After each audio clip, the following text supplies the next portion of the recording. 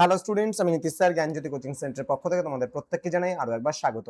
তো স্টুডেন্টস, আজকে আমি নর্থ বেঙ্গল ইউনিভার্সিটি আন্ডারে যে সমস্ত ছাত্রছাত্রী যারা সেকেন্ড সেমেস্টারে বিভিন্ন কলেজগুলোতে পড়াশোনা করছো মাইনর অথবা ডিএসসি ফিলোসফি নিয়ে, তাদের জন্য আজকে লাস্ট মিনিট সাজেশন 2026 নিয়ে আমি আলোচনা করব।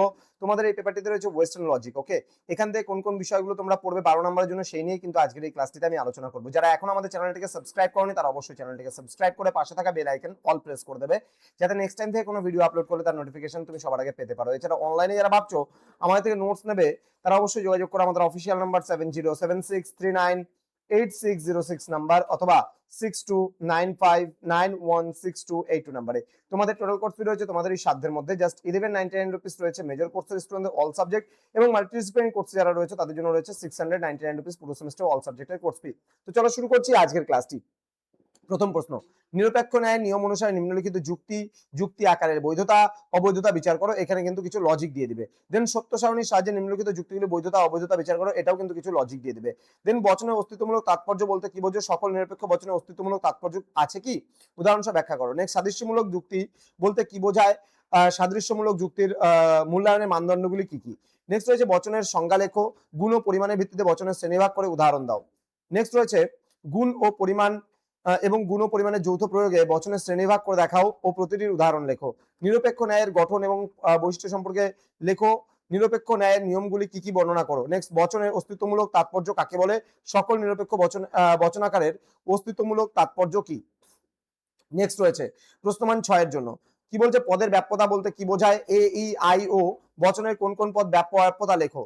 বিপরীত এবং বিরুদ্ধ বিরোধিতা উদাহরণ সহ ব্যাখ্যা করো। নেক্সট সংক্ষেপে অবৈধ পক্ষদোষ এবং অবৈধ সাধ্যদোষ উদাহরণ সহ ব্যাখ্যা করো।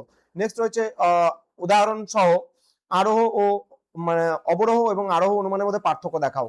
নেক্সট রয়েছে উদাহরণ সহ বচনের বিরোধ চতুষ্কোণ ব্যাখ্যা করো। নিরপেক্ষ ন্যায় এবং তার বৈশিষ্ট্য আলোচনা করো। উদাহরণ সহ আরোহ এবং অবরোহ অনুমানের মধ্যে পার্থক্যগুলি লেখো। সাদৃশ্যমূলক যুক্তি মূল্যায়নের মানদণ্ডগুলি বিষয়ে আলোচনা করো।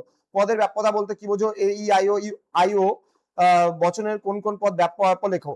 নেক্সট বলছে উদাহরণ সহ মাধ্যম এবং অমাধ্যম অনুমানের মধ্যে পার্থক্য দেখাও। সংক্ষেপে অব্যাপ্য হেতুদোষ ও অবৈধ সাধ্যদোষের মধ্যে উদাহরণের সাহায্যে লেখো। নেক্সট আরোহ অনুমানের সমস্যাগুলি ব্যাখ্যা করো। নেক্সট সংক্ষেপে দত্তর্থবোধক দোষ এবং অবৈধ পক্ষদোষের উদাহরণ সহযোগে আলোচনা করো। উদাহরণ সহ বিপরীত এবং বিরুদ্ধ বিরোধিতা ব্যাখ্যা করো। এবার চলে আসবো আমরা প্রশ্নমান 3 এবং 2 এর প্রশ্নগুলো নিয়ে। সংযোজক বলতে কি বোঝো, মাধ্যম ও অমাধ্যম অনুমানের মধ্যে পার্থক্য, মূর্তি এবং সংস্থানের মধ্যে পার্থক্য দেখাও। একটি যুক্তি কখন বৈধ হয়, অথবা দিয়ে বলছে অথবা শব্দের অর্থ দুটি কি কি, কখন একটি যুক্তি বৈধ হয়। দেন হচ্ছে বলছে বাক্য ও বচনের মধ্যে পার্থক্য কি কি তা নির্ণয় করো। শ্রেণী কাকে বলে, নিরপেক্ষ ন্যায় বা ন্যায় কাকে বলে, সাত্ত্বিক দোষ বলতে কি বোঝায় উদাহরণ সহ ব্যাখ্যা করো। নেক্সট রয়েছে একটি নিরপেক্ষ বচনের পরিমাণ ও গুণের সংজ্ঞা দাও। পদের ব্যাপ্যতা বলতে কি বোঝায়, তুমি কি মনে করো নিরপেক্ষ বচনগুলির সমস্ত পদগুলি ব্যাপ্য বচনের।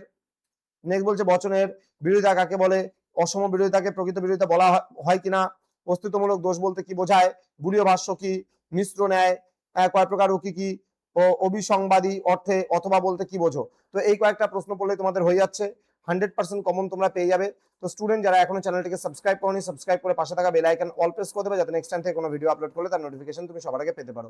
দেখা হচ্ছে খুব তাড়াতাড়ি আরো একটা নতুন ক্লাস নিয়ে তোমাদের সঙ্গে। তোমরা প্রত্যেকে ভালো থেকো, সুস্থ থেকো। Thank you so much, thanks for watching after all, thank you.